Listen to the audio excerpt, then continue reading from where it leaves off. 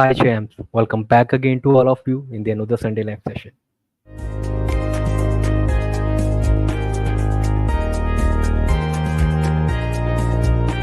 We'll dive into his journey and share invaluable tips on crafting stunning games visuals. So first of all, thank you so much Spandan for joining us. Sure, my honor. So Spandan, can you share a bit about your journey in 3D digital game art and what initially inspired you to pursue this field? So the one word answer would be boredom. Uh, as you might know, lockdown in 2020 it started out.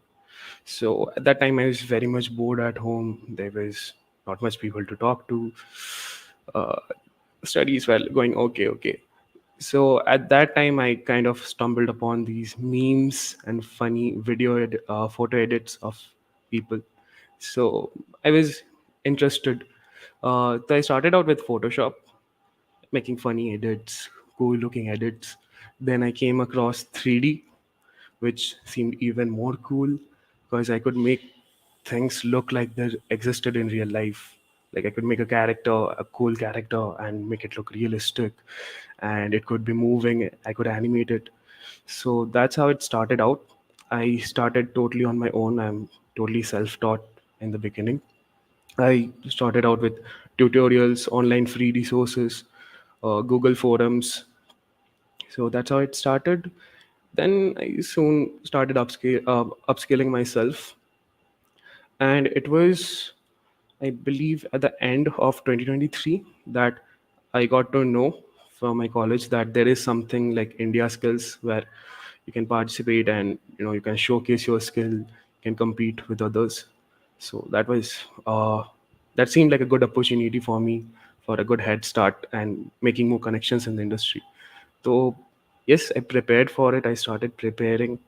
Uh, Luckily, we had a teacher who was also a previous candidate for Worldskills 2019 within Prem. So he helped me on my way to this practice. He guided me, and then soon, with after about two tests, one was online, one was offline. So after these two tests, I reached the nationals, where I was not very sure about how good I could perform, but still, I did pretty well. Like all the hard work that really paid off. So yes, that's how I got the medal at India Skills. From there, my training started at Lakshya Digital. So they are a AAA game making company in India. So I had a 3 months of very tough training going on. Like it was 12 hours a day working. So it was a lot of hard work, a lot of dedication put into it.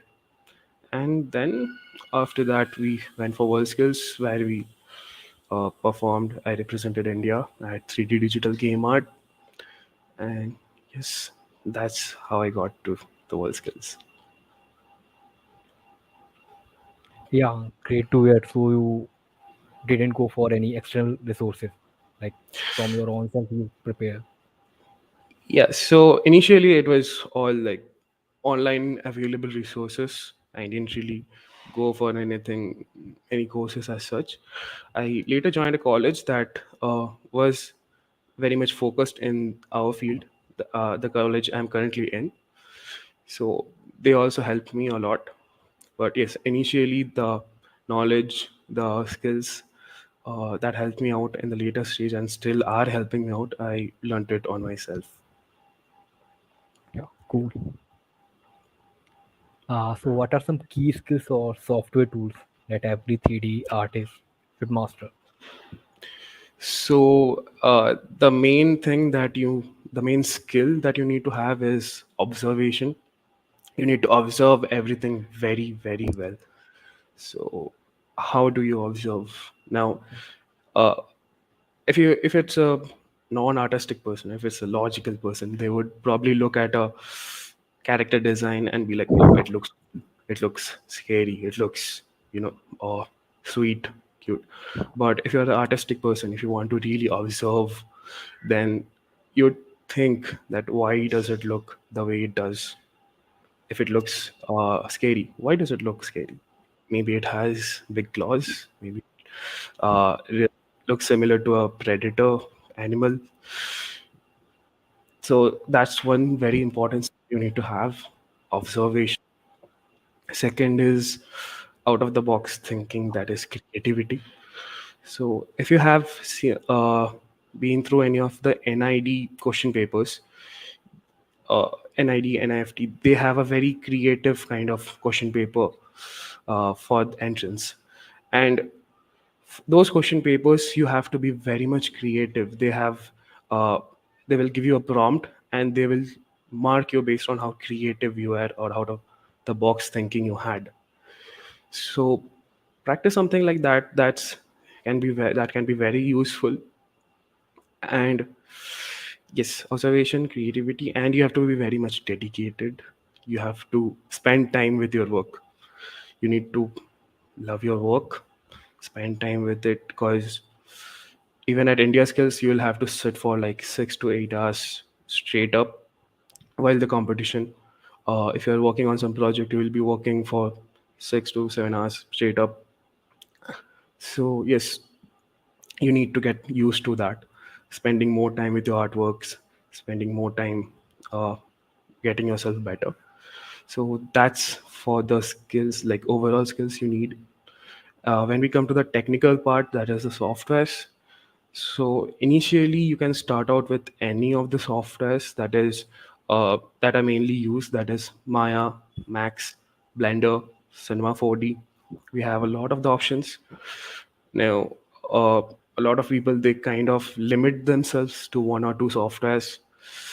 That's not really a very good idea because when you get into the industry, you will be working with a team who use a lot of tools. So you, in order to get used to it and like work with them, you need to explore all the tools. So the main softwares I can suggest is maybe start out with something like Maya or Blender, then slowly move out to the next stages, like using Photoshop for if you want to make drawings or concept art.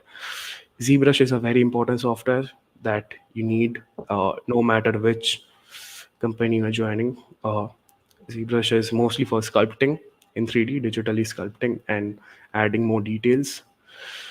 Later, after that, you paint your model, that is, color your model or texture. We mostly use Substance Painter from Adobe or Mari from Foundry. That's the software we use for texturing.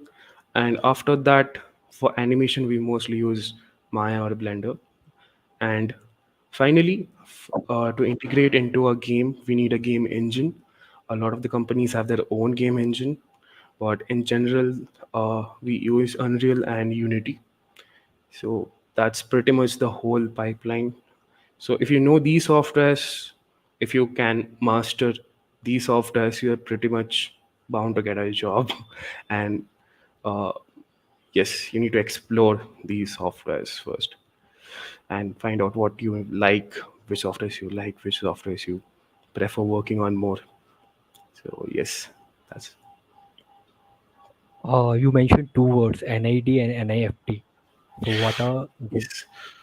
So those are actually colleges, design colleges in India. Those are like the highest ranking design colleges in India. Okay. So they have an entrance test of their own, like IIT does. So even IIT has their own test called UCEED. So their question paper that they have for the entrance exams, if you ever go through one, every question is you need to use observation and creativity. Usually it's preferred, like when you are reading the question paper, it's usually preferred that the first thought that comes to your mind, you should omit that. You should not use your first thought because that's the most generic, uh, inside the box kind of thought. You should always go for the second or the third thought. So that's helpful, and that will give you a creative stand. You will be standing out from the others because others will probably use the first thought that comes to their mind. So Right. that's that. I was checking your portfolio from the LinkedIn profile, and the thumbnail of Yeah. that is very scary. Uh, stuff. Yeah, that was something I made long back. The thumbnail of a guy just holding his hands up. So I initially was starting out. I was trying new things back then. Uh, so initially, when you start out, you would probably like to make good-looking pieces. You wouldn't think much about the technical part, that how it might fit into a game or something. So back then, yes, I was looking for pretty looking wallpapers, kind of. Then soon I started realizing that I was interested more into characters, like game characters. So if you go through my portfolio later stages, you'll see that they focus more on character, get more focused on characters and props that are for the characters, like helmets, weapons, robots. So yes, initially you should try everything and then slowly start streaming down into what you feel like you like the most. Yes. So Spandan, can you walk us through your creative process when designing game art? Do you bring a character? How do you bring a character or environment to a life? So usually when we say designing in a game or uh, yes, in games, if you are talking about designing a character or environment, we usually talk about the 2D part, that is the concept art. So before we get into 3D modeling, doing things in 3D, we first have a sketch, a fully sketched, shaded concept art, and most of the changes or iterations we do, that's in the concept art phase, because making any changes in 3D, it is pretty time consuming, and yes, it is hard to make changes in 3D. So I will give a small demo. So I'll show artwork from one of my friends. uh, I personally am not much of a concept artist. I In general, I take concept from others and turn them into 3D. But yes, as a 3D artist also, you do need the observation skills. So I would like to show how I usually uh, observe. So if we share my screen, let me know if my screen is visible. We have to switch now. Is it showing? Yes. Okay. So suppose if I'm making a character, that is, before I get into an example, I would like to show that if I am making a character that is supposed to be strong, stable, uh, bulky, my design element would be more towards shapes that are, trigger an emotion of strong, stable to our mind.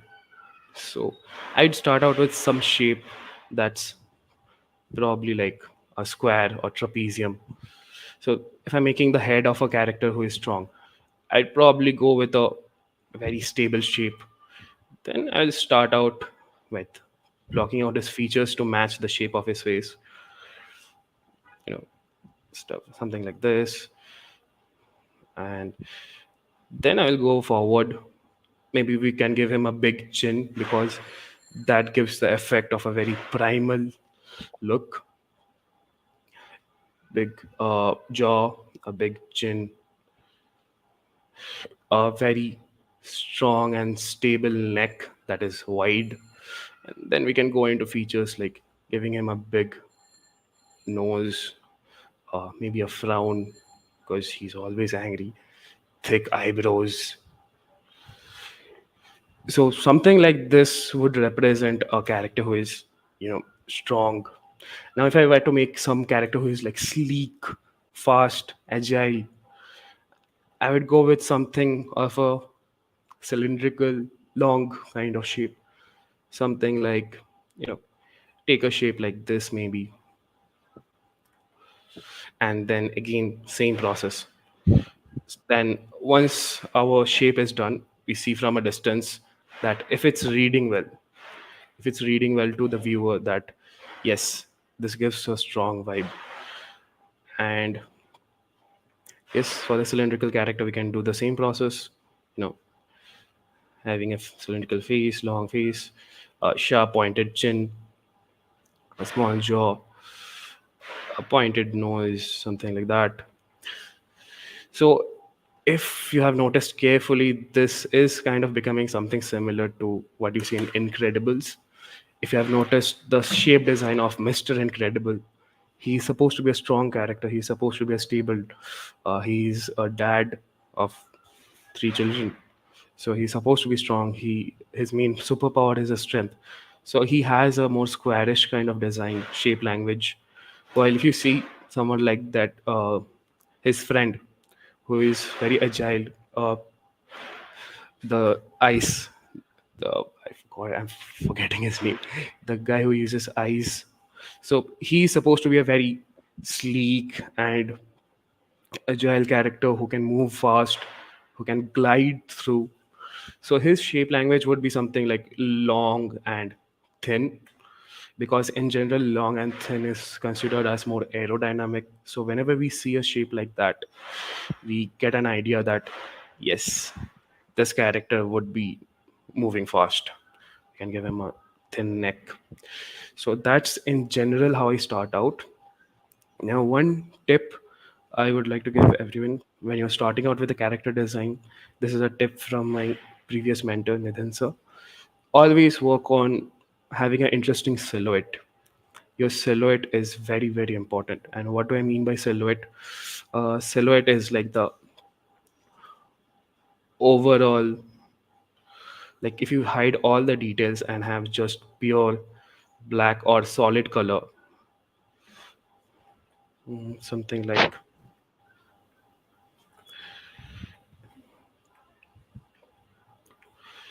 so this is what you'll call a silhouette. The overall thing just filled out with solid black.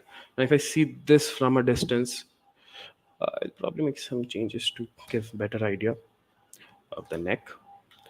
So I can tell that it is probably a head of a bulky character.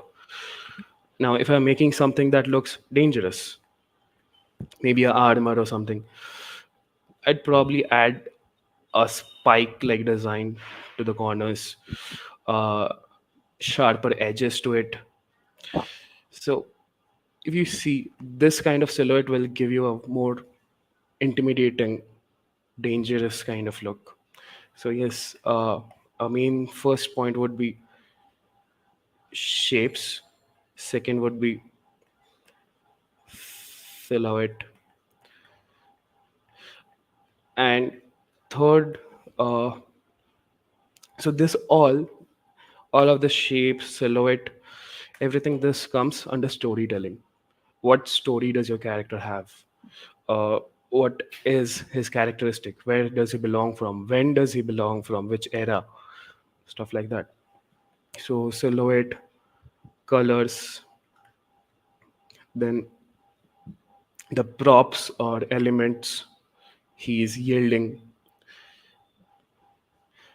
So I'd like to take an example of a work from a friend of mine, Marissa. She is a very good concept artist. So this is one of her concept art of a character. Which one is it? Yes.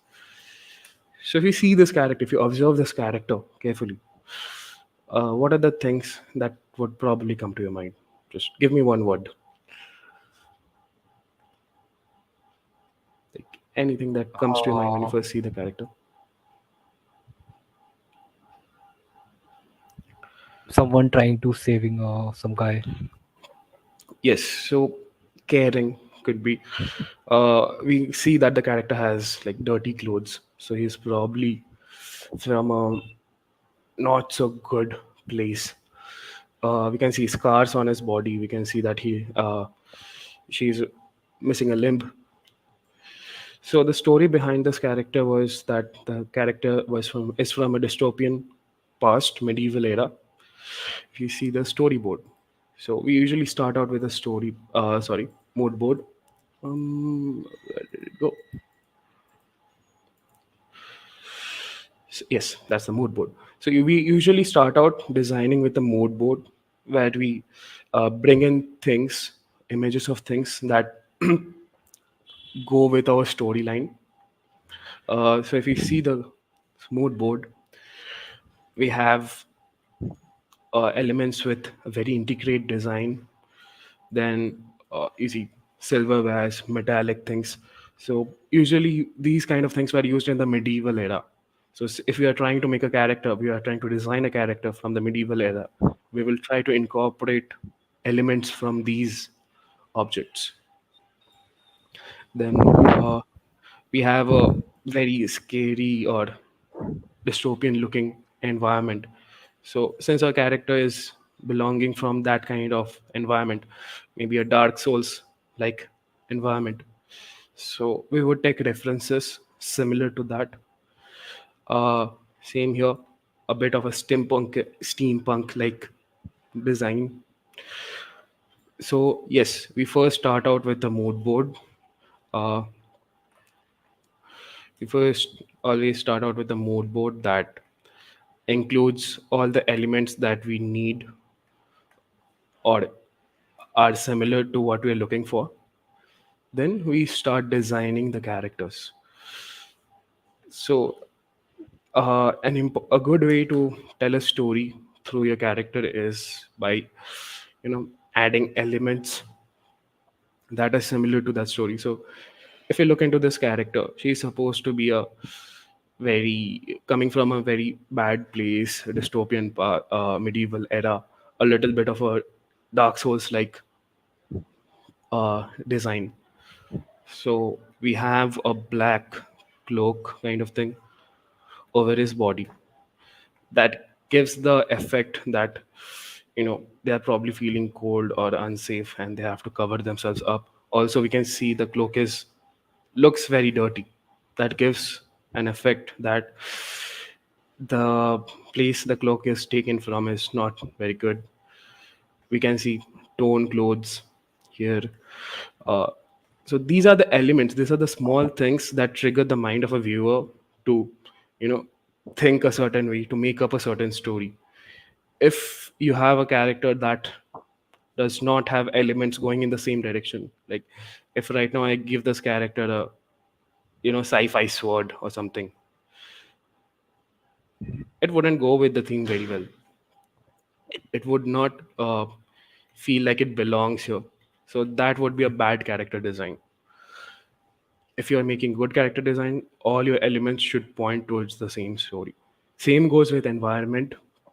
If you're making an environment, uh, we're making an environment something like this. So you would probably want the foreground uh, and the elements in the foreground to point to a certain focal point. So suppose there can be stones in the foreground, there can be a road leading to the where we want the focus to be. There could be trees covering the foreground. So that's how you get the viewer's attention to your focus points. Even in the character design, we can see that the moment we see this character, we notice his prosthetic arm that tells a story. We see his shabby hairs that tells a story. We see the dirty clothes, uh, the not so well tucked in shirt, the kid that she's trying to protect. So it's supposed to be a girl character belonging from a old past where it's easier to survive if you are a male. So they have tried their best to look like a male character. That's the story behind this. So she's trying to, protect her sister. So this is how you tell a story through your character design or environment design. So the main points would usually be, you know, the same: shapes, silhouettes. So you see the shapes here, the shape of the character. She does not look very bulky or something. She looks very much thin and malnourished. So that's in our storytelling. That helps with our storytelling. If you see the silhouette of the character is same again, small stature. Uh, we see the prosthetic arm in the silhouette. So that will make us think that okay, this character probably has issues with movement and has been through a lot of in their life. Then colors. If you see the color theme, it is not very saturated.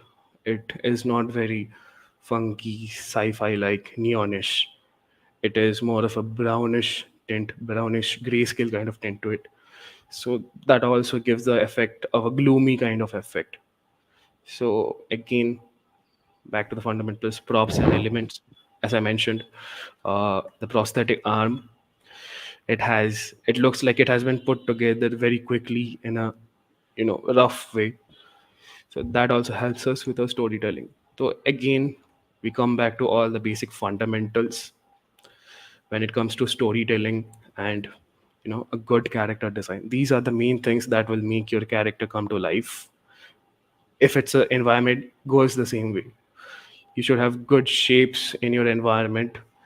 They should environment, usually silhouette doesn't matter, but your everything should be pointing to the same focal point. Your player should not get lost in your environment. It should look very obvious where the goal is, while also being creative. Colors, yes, right now if you are trying to make a you know medieval kind of environment, you'd probably use less saturated, darkish like colors, because that time not much colors were invented as well. If you're trying to make a sci-fi cyberpunk kind of uh, design, you'd probably use more like neon colors, something like you know purple or a bright blue or a bright yellowish green. These are the colors that let make our mind think that it's okay, it's a sci-fi, it has vibrant colors. So yes, these are the main things that constitute of a good character or environment design. That's it. Yeah. Thanks, Spandan, for Yes. all the things you tell us about how you can take the character from the concept to the real life using the 3D digital art. Oh, yeah.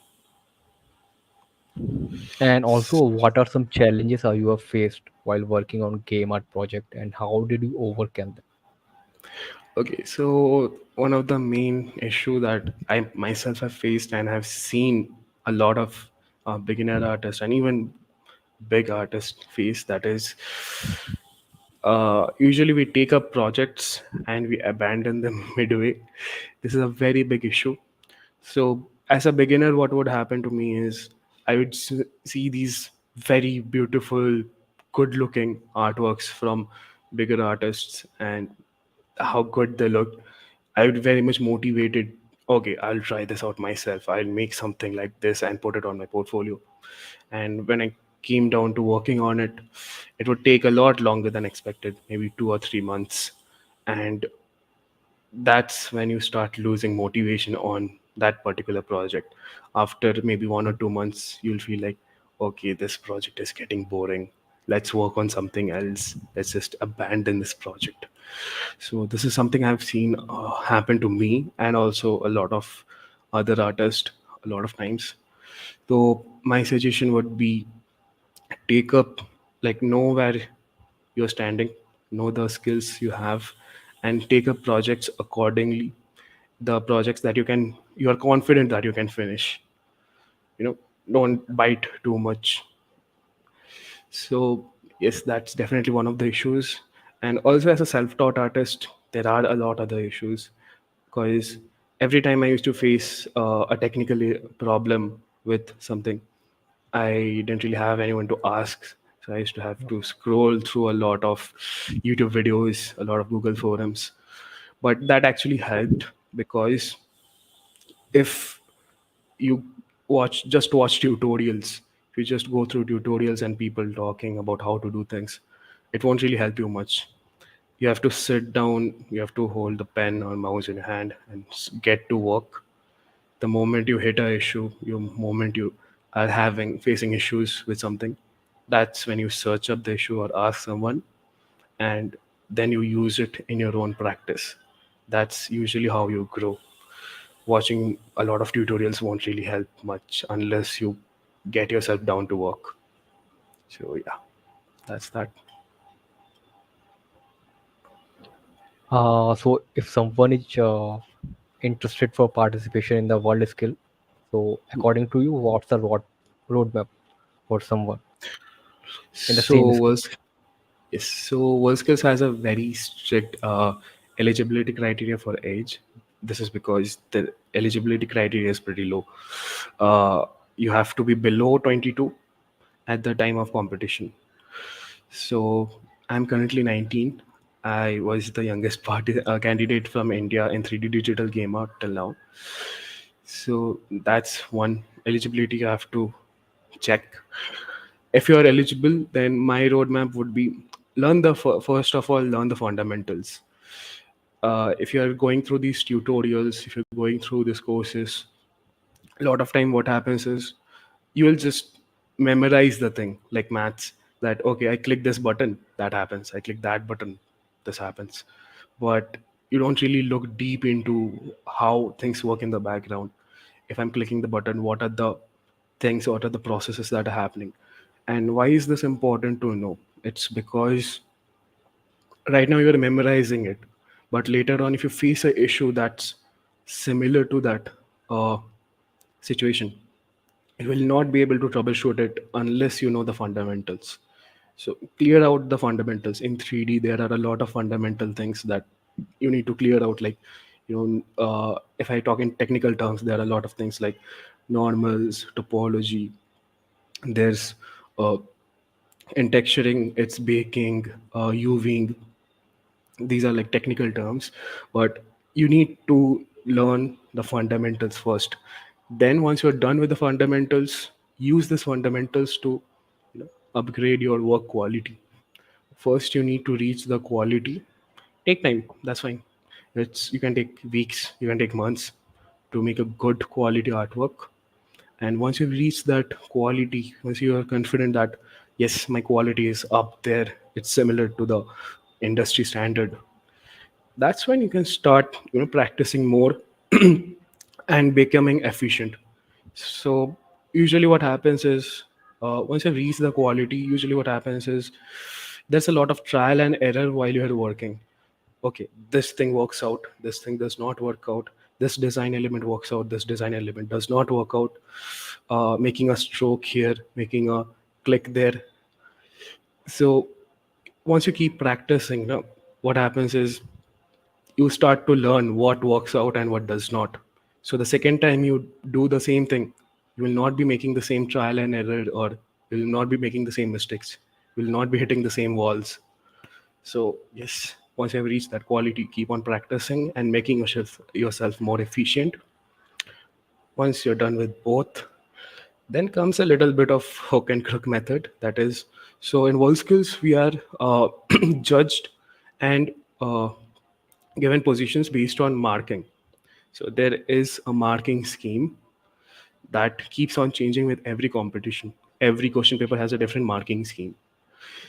But these marking schemes have some points that are very much generic to what we use in the industry. That is like the character should follow the art style. The character should have, if you're making character concept art, it should follow the art style. It should have proper 3D forms defined. It should have good colors to it, things like that, like the very obvious things. So try getting your hands on maybe one or two marking sheet and practice what are the points, because at the end of the day in India skill or world skills you will be marked on that marking scheme. So I won't say memorize everything, but yes, know what are the points that the industry uses as a standards. That's the final stage. And after that it's all about practice. From there again, practice the whole way. You make a mistake, you try it again, you practice it again. If you're getting less marks at some point, judge it yourself and see why you are getting less marks and try fixing it. So that's in general what would be the suggestion for world skills roadmap. Yes.